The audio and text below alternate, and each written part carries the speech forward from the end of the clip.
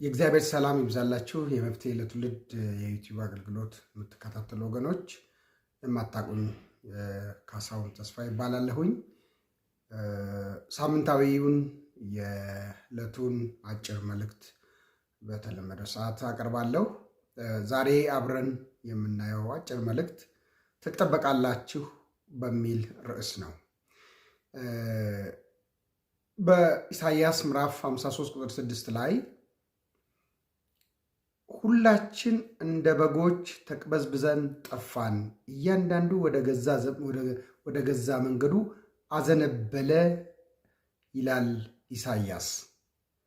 ሁላችን እንደ በጎች ተቅበዝብዘን ጠፋን፣ እያንዳንዱ ወደ ገዛ መንገዱ አዘነበለ የሚል ሐሳብ በዚህ በኢሳይያስ ምዕራፍ 53 ቁጥር 6 ላይ እናገኛለን። እንደተለመደው እግዚአብሔር ቃሉን እንዲያስተምረን፣ የቃሉን መረዳት፣ ቃሉን ብርሃን እንዲያበራልን ከኔ ጋር አብረን እንጸልያለን። እግዚአብሔር ቅዱስ አምላክ ሆይ ሳምንቱን ሙሉ እኛንም አገራችንንና ምድራችንን በመጠበቅ በሰላም በጤና ለዚህ ጊዜ ስላበቃህን ስለ ጥበቃች ጋር ገን እናመሰግንሃለን። አንተ መልካም እረኛ ነህ። በእረኝነት አሰማርተህን የሚያስፈልገንን ሁሉ ሰጥተን ለዚህ ጊዜ በቅተናል። ክብር ሁሉ ላንተ ይሁን። እግዚአብሔር አምላካችን ሆይ በቤትህና በመንግሥት ስንኖር በመንፈስ ቅዱስ ኃይል ቃልን እየተረዳን ቃልን እያስተዋልን አንተ በምትወደው መንገድ እንደ ቃል አንተን እየተከተልን በምድር ላይ አንተን እንድናከብርና እንድናመሰግን ጸጋ ይብዛልን። በዚህም ጊዜ አሁን የምናየውን መልእክት እንድትባርክልን፣ ቃልን ደጅ እንድትከፍትልን በጌታችን በኢየሱስ ክርስቶስ በኩል እንለምናለን። ሁሉ ላንተ ክብር ይሁን፣ በጌታችን በኢየሱስ ክርስቶስ ስም አሜን። ኢሳይያስ የሰውን ጥፋት እረኛ ከሌለው በግ ጋር ነው ያነጻጸረን። እረኛ የሌለው በግ ምን ያህል እንደሚቅበዘበዝ፣ ከእንስሳ ሁሉ በግ እጅግ በጣም ምስኪን እንስሳ ነው። የሚያሳዝን እንስሳ ነው። በግ ማንም ወደ ፈለገው የሚመራው፣ በግ መሪና እረኛ ከሌለው በቀላሉ የሚጠፋ እንስሳ ነው። ልክ እንደ በግ እረኛ እንደሌለው በግ፣ ጠባቂ እንደሌለው በግ እኛም ጠፋን፣ ሁላችን ጠፋን፣ እያንዳንዱ የገዛ መንገዱን ተከተለ ይላል። የሰው ልጅ ሲፈጠር የገዛ መንገዱን እያንዳንዱ የፈለገውን እንዲያደርግ ተደርጎ አልተፈጠረም። የሰው ልጅ አንድ ፍላጎት ነው በውስጡ የተፈጠረው፣ እሱም እግዚአብሔርን እያመለከ ለእግዚአብሔር እየታዘዘ የእግዚአብሔርን ሕይወት እንዲኖር። ነገር ግን የሰው ልጅ እንደ ጠፋ በግ ስለተቅበዘበዘ እያንዳንዱ የራሱን ፍላጎት ተከተለ። የየራሱን መንገድ፣ የየራሱን ሕይወት፣ የየራሱን ሃይማኖት፣ የየራሱን አምልኮ፣ የየራሱን አኗኗር መሰረተ። ይሄ ሰው ሲፈጠር የተሰራለት አይደለም።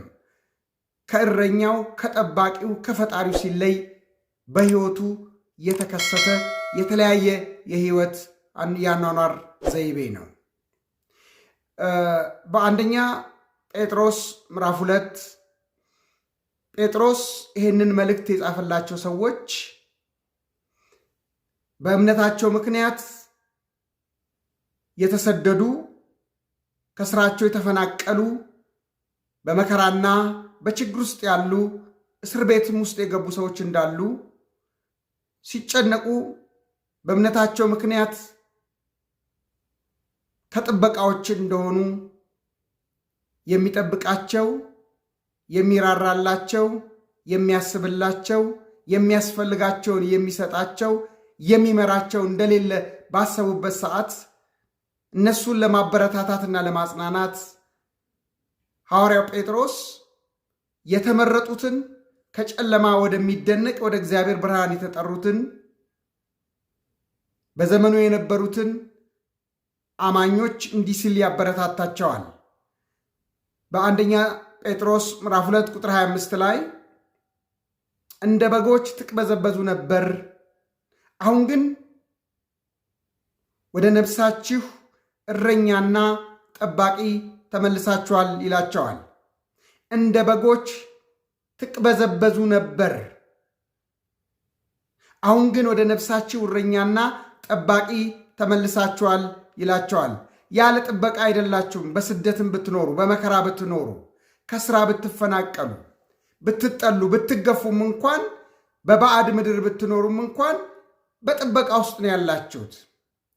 ከጨለማ የጠራችሁ፣ ከመቅበዝበዝ ሕይወት ያወጣችሁ፣ ምን ማድረግ እንዳለባችሁ፣ ምን ማድረግ እንደሌለባችሁ፣ የቱን ማምለክ እንዳለባችሁ፣ የቱን መከተል እንደሌለባችሁ ከማታውቁበት የጨለማ ሕይወት ወደሚደነቅ ብርሃኑ ያመጣችሁ የእግዚአብሔር ምርጦች ናችሁ።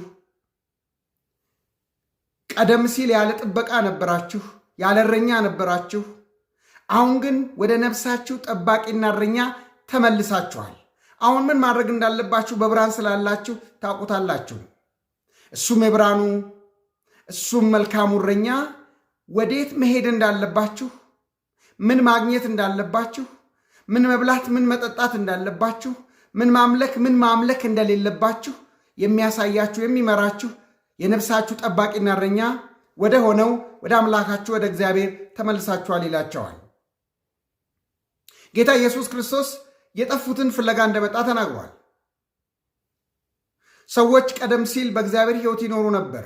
ሰው ሲፈጠር በእግዚአብሔር ጥበቃና በእግዚአብሔር እረኝነት ውስጥ እንዲኖር ተደርጎ ነው የተፈጠረው።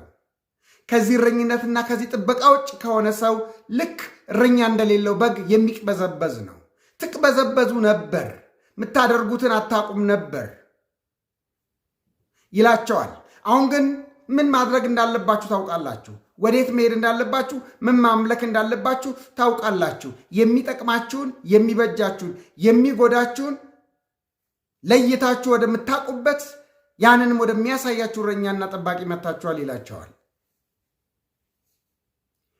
በመዝሙር ምዕራፍ 23 ላይ እረኛ ስለነበረው ጠባቂ ስለነበረው ስለ ንጉሡ ዳዊት ስናይ እግዚአብሔር እረኛዬ ነው አለ። እረኛ ያለው በግ በዚህ በመዝሙር 23 ላይ ያለውን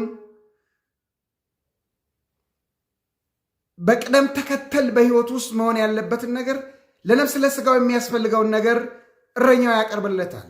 እግዚአብሔር እረኛዬ ነው፣ የሚያሳጣኝ ወይ ደግሞ የሚያስፈልገኝን ሁሉ ይሰጠኛል ይላል። በሌላው ትርጉም ላይ በለመለመ መስክ ያሳድረኛል፣ በዕረፍቷ ዘንድ ይመራኛል፣ ነፍሴን መለሳት፣ ስለ ስሙም ሲል በጽድቅ ጎዳና መራኝ እያለ ይቀጥላል። በሞት ጥላ መካከል እንኳን ባልፍ አንተ ከኔ ጋር ነህና ክፉን አልፈራም። በግ ከደነበረ አይመለስም፣ መመለሻ የለውም፣ ይጠፋል። ጥበቃ ያለው በግ ግን ይረጋጋል። ዳዊት በአንተ ጥበቃ ውስጥ ስላለው፣ አንተ ከኔ ጋር ስላለ በዙሪያዬ የሚያስፈራራኝ እንኳን ሞት ቢኖር ተረጋግቼ በአንተ እመራለሁ፣ አልፈራም፣ አልሰጋም፣ ጠባቂ ያለኝ እረኛ ያለኝ ሲል እናያለን። እኛም ዛሬ ያለ ጥበቃ ያለ እረኛ እንዳለን ሰዎች ልንፈራ ልንሰጋ አይገባንም። እረኛ አለን፣ ጠባቂ አለን። ጠባቂ የሚለው ከአውሬ ብቻ የሚያድን ሳይሆን ለበጎቹ የሚያስፈልጋቸውን ሁሉ የሚያቀርብም ጭምር ነው። በጎቹ ወደሚያስፈልጋቸው ነገር ወደ እሱ ወዳዘጋጀላቸው ነገር የሚመራቸው ጠባቂ ማለት ነው። የሚያስፈልጋቸውን ሁሉ የሚሰጣቸው ጠባቂ ማለት ነው። እንዳይጎዱ የሚጠነቀቅላቸው ማለት ነው። በሉቃስ ወንጌል ምዕራፍ 15 ላይ የጠፋው ልጅ ሲገኝ አባትየው ለልጁ ያደረገውን እንክብካቤ የሚያደርግ አፍቃሪ ጠባቂ፣ አፍቃሪ አባት ማግኘት ማለት ነው ወደ እግዚአብሔር እረኝነትና ጥበቃ መምጣት። ስለዚህ ወደ ነፍሳችሁ እረኛና ጠባቂ ተመልሳችኋል። ዛሬ ያለ እረኛ ያለ ጠባቂ አይደላችሁም፣ ትጠበቃላችሁ በሚል ርዕስ የጀመርኩት ለዚህ ነው። እንክብካቤ ወደሚያደርግላችሁ አምላክ ነው የመጣችሁት። የሚያስፈልጋችሁን ሁሉ ወደሚሰጣችሁ አምላክ ነው የመጣችሁት። ያለ ስጋትና ያለ ፍርሃት በዋስትና የምትኖሩበትን ሕይወት እንድትኖሩ የሚያስችል ጠባቂና እረኛ አግኝታችኋል። ስለዚህ ትጠበቃላችሁ፣ ማሰማሪያም ታገኛላችሁ። ያለ ስጋት ትወጣላችሁ፣ ያለ ስጋት ትገባላችሁ።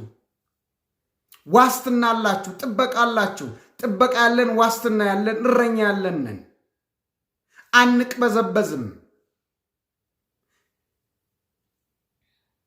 ዛሬ እረኛ የሌላችሁ፣ ጥበቃ የሌላችሁ፣ ወደዚህ ወደ ነፍሳችሁ ጠባቂና እረኛ ያልተመለሳችሁ፣ ከሱ ውጭ ለሰው ልጅ እረኛና ጠባቂ የለም። ለሰው ልጅ ሀብት እረኛ ሊሆን ጠባቂ ሊሆን አይችልም። ስልጣን ጠባቂ ሊሆን አይችልም። እረኛ ሊሆን አይችልም። አገርና ሃይማኖት ዋስትና ሊሆን አይችልም። ጥበቃ ሊሆን አይችልም። የሰው ልጆች እረኛና ጠባቂ ፈጣሪው እግዚአብሔር ብቻ ነው። ስለዚህ ወደዚህ እረኛና ጠባቂ ያልተመለሳችሁ፣ በክርስቶስ ኢየሱስ በማመን ወደ እግዚአብሔር እረኝነትና ጥበቃ ያልመጣችሁ ዛሬ እጋብዛችኋለሁ። ወደዚህ ወደ ነፍሳችሁ እረኛና ጠባቂ ረፍትና ሰላም ወደሚሰጠው ጌታ ኑ። ዋስትና ታገኛላችሁ፣ ጥበቃ ታገኛላችሁ፣ እረኛ ታገኛላችሁ፣ ያለ ስጋት ትሰማራላችሁ። ዛሬ በቤቱ ያለን ሰዎች ለነፍሳችንም ለመንፈሳችንም ለስጋችንም የሚያስፈልገንን የሚያቀርብልን አምላክ እሱ እግዚአብሔር እረኛችን ነው። በእሱ ጥበቃ ውስጥ እንሁን፣ በእሱ እንደገፍ፣ በእሱ እንታመን። እግዚአብሔር ይባርካችሁ። በጥሞና ስለሰማችሁ መልካም ሳምንት ይሁን። የሰማችሁትን ቃል በማሰላሰል በቃሉ በመመራት ዘመናችሁን፣ ጊዜያችሁን፣ ሕይወታችሁን ምሩ። ሰላሙን